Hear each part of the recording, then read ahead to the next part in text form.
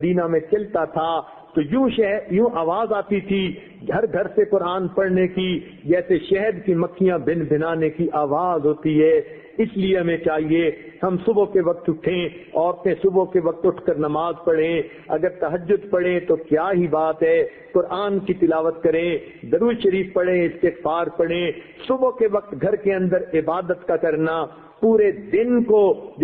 اپنے عبادت منور بنا دیتا ہے۔ بلکہ ہم نے تو بعض بزرگوں کا یہ عمل بھی دیکھا، وہ فرماتے ہیں کہ جس آدمی کی فجر کی نماز قضا ہوتی ہے وہ آدمی کا دن زندگی کا منحوس دن ہوا کرتا ہے۔ چنانچہ ایک آدمی نے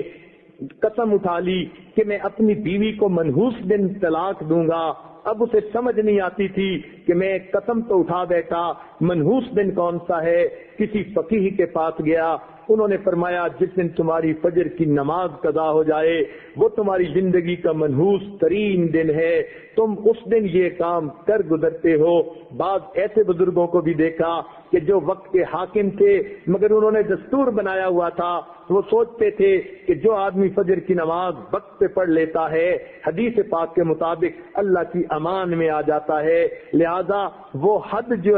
وہ جو سزائیں دینی ہوتی تھی تعزیرات کی، وہ اس وقت تک نہیں دیتے تھے جب تک کہ یہ یقین نہ کر لیتے کہ آج اس نے فجر کی نماز نہیں پڑھی۔ اگر پڑھ لیتا تھا تو فجر دوست کو سزا دینا مؤخر کر دیتے تھے کہ اگر یہ اللہ کی امان میں آ گیا ہم کیوں اس کو سزا دیں۔ تو مسلمانوں کے نزدیک تو فجر کے وقت جاگنا اتنا اہم ہے، لہذا عورتوں کو یہ بات مشورے کے طور پر پیش کی جاتی ہے، زندگی کی ترتیب کو سنت کی ترتیب پر لانے کی کوشش فرمائیں، اور اس کا بہترین طریقہ یہ ہے کہ رات کو سوئیں اور دن کو جاگیں، عشاء کے بعد کام جتنا جلدی سمیٹ سکیں جلدی سونے کی عادت اپنائیں تاکہ تہجد میں فجر میں آنکھ کھلے، انسان کے جسم کی نیند آرام کا تقاضا بھی پورا ہو جائے، اور صبح کے وقت پھر آنکھ کھلے تو اللہ تعالیٰ کا حکم بھی پورا ہو جائے۔ اس طرح انسان کی زندگی پرسکون گزرتی ہے۔